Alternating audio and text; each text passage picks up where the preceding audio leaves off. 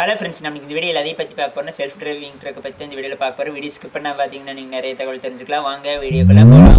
Self driving ட்ரக்னா என்ன பார்த்தீங்கன்னா, அந்த வாகனம் வந்து நம்ம ஆப்ரேட் பண்ண வேண்டியதில் தானாகவே போகும். சில கார்கள்லாம் வந்துருக்குது, நம்ம அதில் உட்காந்தோம்னா போகுது, நம்ம ஆப்ரேட்டே பண்ண வேண்டியதில் அந்த கார் வந்து ஒரு பிளேஸ்லேருந்து இன்னொரு பிளேஸுக்கு வந்து போகுது.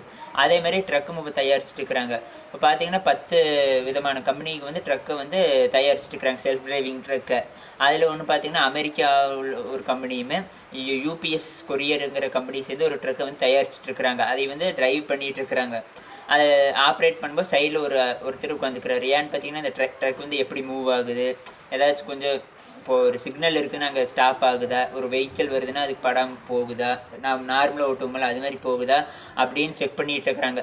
சப்போஸ் அதுக்கு இது ஏதாச்சும் நம்ம அது சிக்னல் ரூல்ஸ் ஏதாச்சும் ஃபாலோ பண்ணலைன்னா இவர் வந்து ஆட்டோ கண்ட்ரோல் ஆஃப் பண்ணிவிட்டு இவர் டிரைவிங் பண்ணுவார். அதுக்கப்புறம் வந்து அந்த ட்ரக்கில் என்னென்ன ரிப்போர்ட் இருக்குது அப்படின்னு இவர் வந்து நோட் பண்ணிக்குவார்.